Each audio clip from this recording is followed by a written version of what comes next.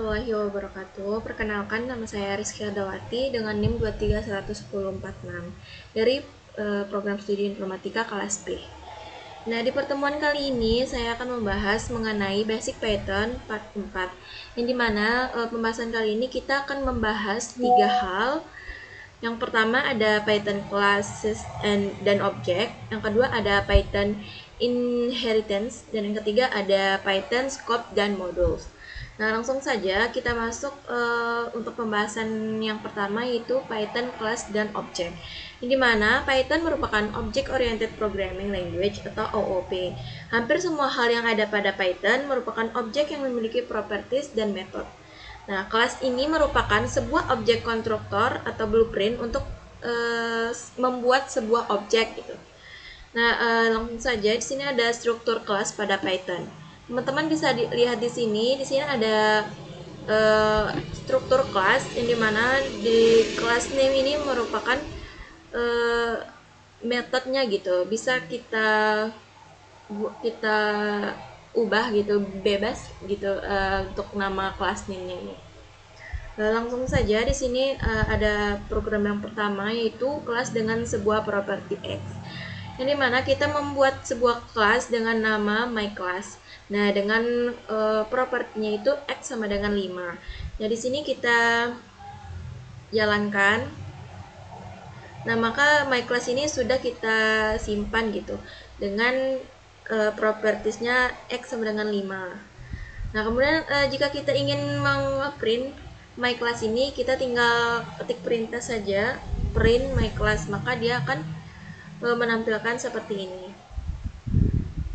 Nah, di sini ada print dir myClass. Fungsinya di sini sebelum pertemuan ini kita pernah bahas ya, pertemuan sebelumnya mengenai dir ini. Nah, dir ini untuk menyimpan si properties X ini di dalam dir pada myClass tadi.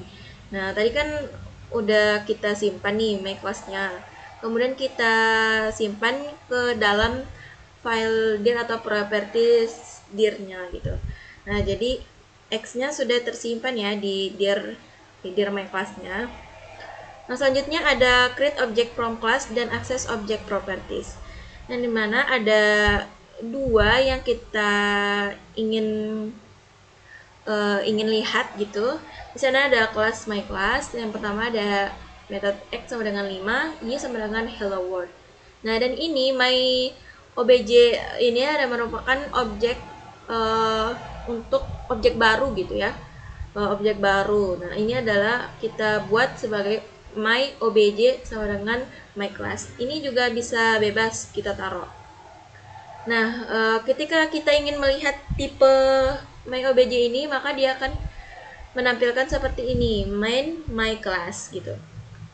Nah, kemudian kita akan mengakses satu persatu atau ingin melihat properties satu persatu gitu ya, dengan cara mengeprint myObj.x. Maka dia akan ngeprint 5 ini karena nilai X sama dengan 5. Nah, begitu juga dengan Y ini, dia akan ngeprint hello world, yang dimana print myObj.y ini, Y kan sama dengan hello world, maka dia akan ngeprint hello world saja.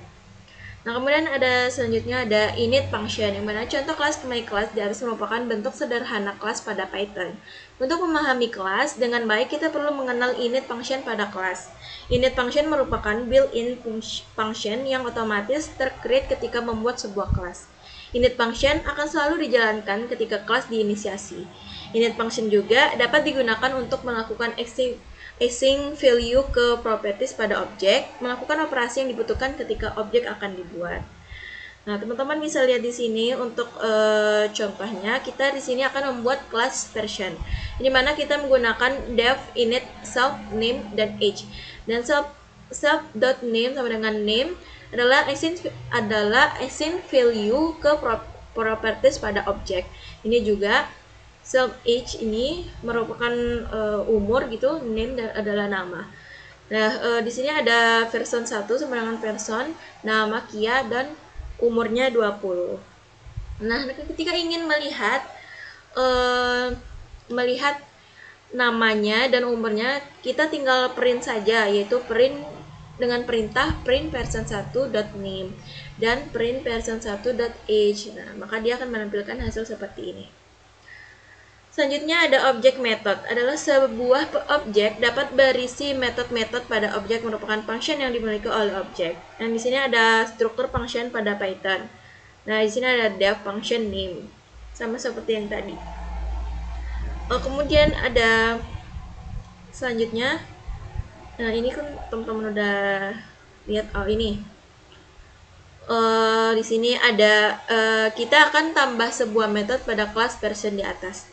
Nah, dari kelas version tadi kita akan menambahkan metode seperti metode ini, metode dep my function dan dep hitung.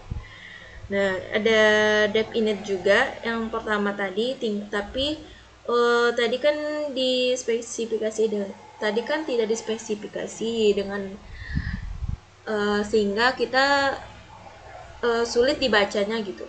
Nah, di sini sudah diverifikasi atau dikembangkan gitu ya. Jadi diganti dengan AB gitu.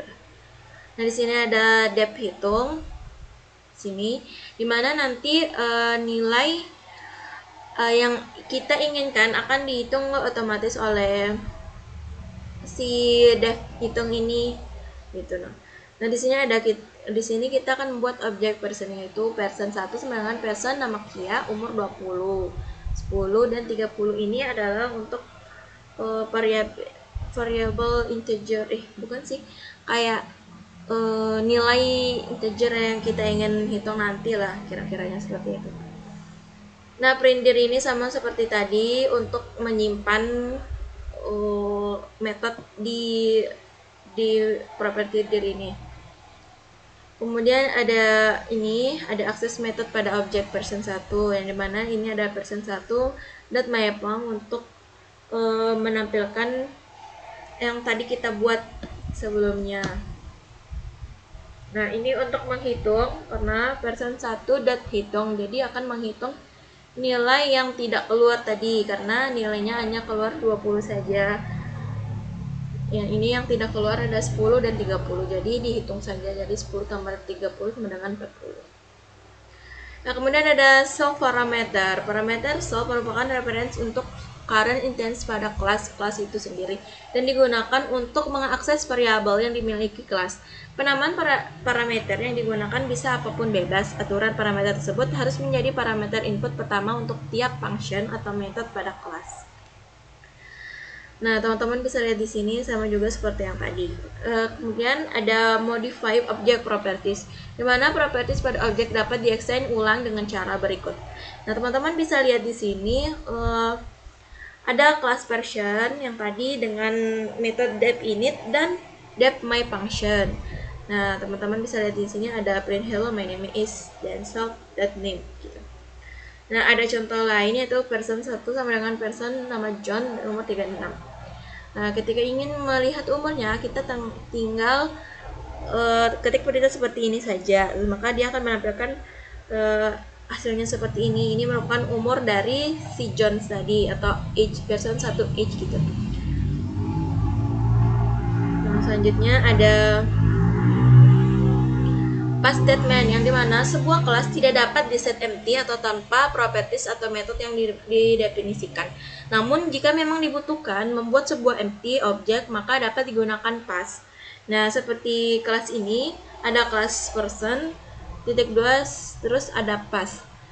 Nah, di sini juga ada person 1 sama dengan person terus dir person. Gunanya seperti yang tadi juga. Kemudian ada selanjutnya ada materi yang kedua yaitu Python inheritance. Di mana inheritance atau pewarisan merupakan sifat sebuah kelas, di mana ini memungkinkan kita untuk mendefinisikan sebuah kelas yang mewarisi semua metode dan properties dari kelas yang lain. Parent class merupakan kelas yang akan mewariskan metode dan properties disebut base class.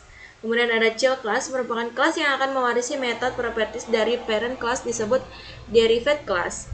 Nah, ada membuat parent class seperti ini, seperti yang kelas person yang tadi yang awal. Nah, di sini cuman ini kan untuk mengeprint nama gitu, print nama awal dan print nama akhir seperti ini. X sama dengan person, nama awalnya Reski, kemudian selanjutnya ada Erdahwati. Nah, selanjutnya kita ingin mengeprint nama yang di atas ini dengan x.print, maka dia akan menampilkan hasil seperti ini. Selanjutnya ada super function. Jadi mana super function akan membuat child class mewarisi semua metode yang properties yang dimilikinya parent class. Keuntungannya, kita tidak perlu menggunakan nama parent class untuk mewarisi metode dan properties pada parents. Seperti itu. Langsung saja. Oh ini, contohnya menambahkan properties pada child class. Nah, tadi kan ada kelas person, di sini ada kelas student untuk person, ada dev atau property dev init dan super init. Dan di sini dia menampilkan nama awal, nama akhir, terus graduation years gitu, kayak angkatan kita masuk kuliah lah gitu, atau angkatan lah gitu. Nah, seperti ini, ada ex student, nama Rizkyarda, Rizky Erdawati, terus ada 2023. Nah, ketika kita ingin print nama, maka dia akan ketik seperti ini perintahnya. Kemudian kita jika kita ingin melihat tahunnya, maka kita akan ketik seperti ini. Maka dia akan menampilkan tahun yang kita tentukan tadi. Ini juga sama seperti yang tadi, tinggal menambahkan ini saja. Langsung saja di sini untuk yang ketiga ada Python scope. Di mana local scope variabel yang dipenisikan pada sebuah function hanya bisa diakses di dalam function tersebut. Nah, di sini ada def mypang x sama dengan 300 print x, mypang print x. Nah, maka dia akan menampilkan hasil 300 ini dengan main student object. Nah, di sini. Kemudian ada global scope yang dimana variabel yang dibuat di blok utama program memiliki global scope. Variabel dapat diakses dari manapun di dalam program. Nah, di sini seperti pertemuan yang sebelumnya kita pernah bahas, namun yang sebelumnya kita menggunakan global gitu. Nah, di sini kita menggunakan ada x sama dengan 300, kemudian ada my function atau print x, kemudian my function print x. Maka ini kan nilainya 300 yang awal. Nah, di sini juga diperintahkan untuk mengeprint nilai ini lagi, berarti dia akan menampilkan hasil 2 kali seperti ini.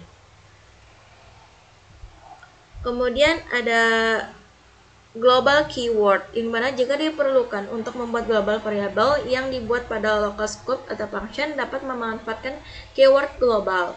Nah, seperti yang kemarin sih, di sini ada def mypang, kemudian ada global x sama dengan 300. Di sini kan cuma ada nilai pada global x saja, maka dia akan menampilkan 1 kali saja. Ketika ingin menambahkan di atasnya ini x sama dengan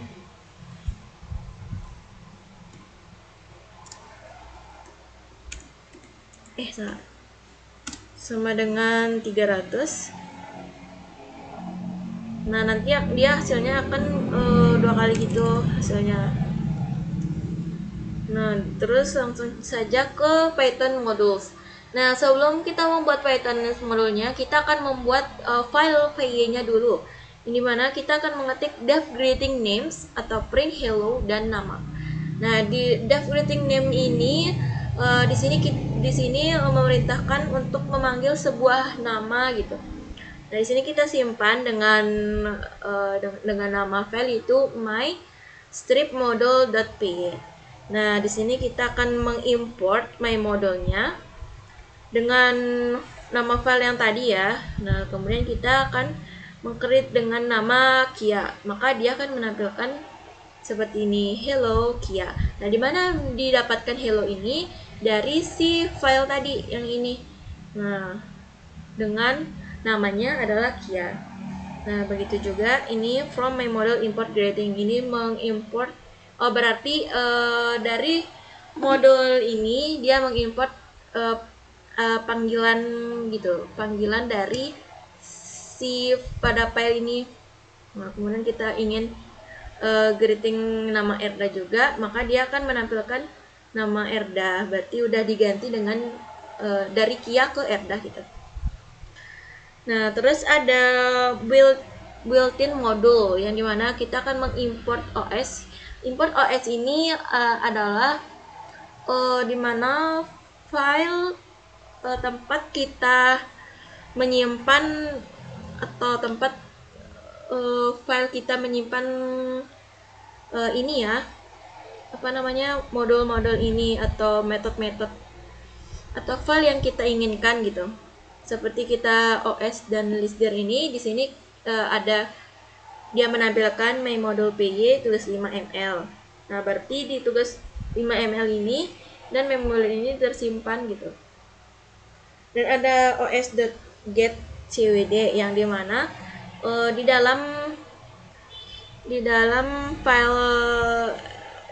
file ini terdapat tugas-tugas yang kita kerjakan dari awal sampai akhir gitu. Di sini ada di folder D kumpulan tugas ML dan tugas ML5 gitu.